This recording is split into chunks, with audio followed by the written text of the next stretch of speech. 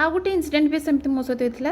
ମୁଁ ସେଇ 8:30 8:15 ଭିତରେ ଆସିଥିଲି। ଦୁଇଟା ଅଟୋ ମାତ୍ର ଥିଲା ସେଇଠି। ଗୋଟେ ପୁରା ଫୁଲ୍ ହେଇଥିଲା, ଲୋକଟା ଷ୍ଟାର୍ଟ କରୁଥିଲା, ମାନେ ଡ୍ରାଇଭର ଷ୍ଟାର୍ଟ କରୁଥିଲା, ଆଉ ଗୋଟେ ପୁରା ଖାଲି ଥିଲା। ତ ମୁଁ ଖାଲି ଅଟୋରେ ବସି ପଡ଼ିଲି, ଯେହେତୁ ସେଟାରେ ପୁରା ଫୁଲ୍ ଅଛି। ଯେଉଁ ଅଟୋଟା ଖାଲି ଥିଲା ସେଇ ଅଟୋର ଡ୍ରାଇଭର ଆସିକି ମୋ ସିଟ୍ରେ, ମାନେ ପଛ ସିଟ୍ରେ ବସି ପଡ଼ିଲା। ଆଉ ଯେଉଁ ଅଟୋଟା ପୁରା ଫୁଲ୍ ଥିଲା, ଯେଉଁ ଡ୍ରାଇଭର ଷ୍ଟାର୍ଟ କରୁଥିଲା, ସେ ମାନେ ଷ୍ଟାର୍ଟ ବନ୍ଦ କରିକି ଦୌଡ଼ିକି ଆସିକିରି ସେ ଡ୍ରାଇଭରକୁ ପାଟି କଲା, କହିଲା ତୋ ତ ପ୍ୟାସେଞ୍ଜର ନେବାର ନାହିଁ, ତୋ ତ ଭଡ଼ା ଯିବାର ଅଛି, ତୁ କ'ଣ ପାଇଁ ପ୍ୟାସେଞ୍ଜର ବସେଇଲୁ? ନା ସେ କହୁଛି ମୁଁ ପଛ ସିଟ୍କି ଆସିଥିଲି ମ୍ୟାଡ଼ାମକୁ କହିବା ପାଇଁ। ତ ମୁଁ ସେତେବେଳକୁ ମାନେ ଆରପଟ ସାଇଡ଼୍ରେ, ଅଟୋର ଆରପଟ ସାଇଡ଼୍ରେ ମୁଁ ବାହାରକୁ ପଳେଇ ଆସିଥିଲି। ମୋତେ କହିଲା କି ନାଇଁ ତମେ ଚାଲ, ଯେଉଁ ଲୋକ ବି ଫୁଲ୍ ହେଇଯାଇଛନ୍ତି ତା ଭିତରେ ଯେମିତି ସେମିତି ହେଇକି ଚାଲ, ଆଉ ତ ଅଟୋ ନାହିଁ, ଚାଲ।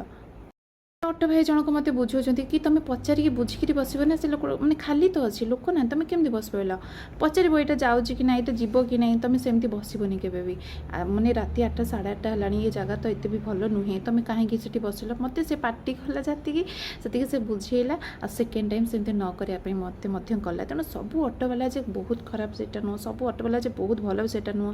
ସେ ମୋତେ ବି ଏ କଥା କହିଲା କି କାହାକୁ ବିଶ୍ୱାସ କରିବା ଦରକାର ନାହିଁ, ତମର ଟାଇମ୍ ହେଲା, ବହୁତ ଲେଟ୍ ହେଇଗଲାଣି, ତମେ ଯେଉଁ ଅଟୋ ପାରୁଛ ଦେଖିକିରି ତୁମ ଘରକୁ ଯିବ, ନାଇଁ କି ଆମେ କେହି ଅଛୁ ବୋଲି ଅପେକ୍ଷା କରିବ, ସେମିତି କାହିଁ କରିବ, କେବେ ବି କରୁନା।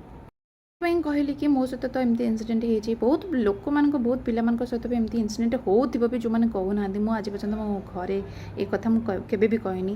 ଏବେ ଯେଉଁ 13 ବର୍ଷର ଝିଅ ସହିତ ଗୋଟେ ମାନେ ଏତେ ବଡ଼ ଘଟଣାଟି ହେଇଗଲା, ସେଇଥିପାଇଁ ମୁଁ ଏ କଥାଟା ମନେ ପଡ଼ିଲା ଯେ ମୁଁ ଆପଣଙ୍କ ସହିତ ସେୟାର କରିବି ବୋଲି ଭାବିଲି କି ମୁଁ ସେୟାର କରୁଛି।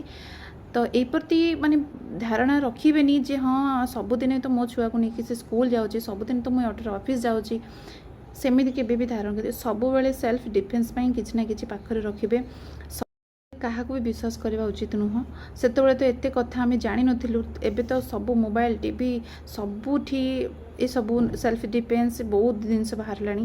ତେଣୁ କୌଣସି ଲୋକକୁ ବିଶ୍ୱାସ କରିକି ଅଟୋରେ ବସିବନି, ନିଜର ସେଫ୍ ନିଜ ହାତରେ। ତ ଭଗବାନ କରନ୍ତୁ ସମସ୍ତେ ସେଫ୍ରେ ରୁହନ୍ତୁ, ସମସ୍ତେ ଭଲରେ ରୁହନ୍ତୁ।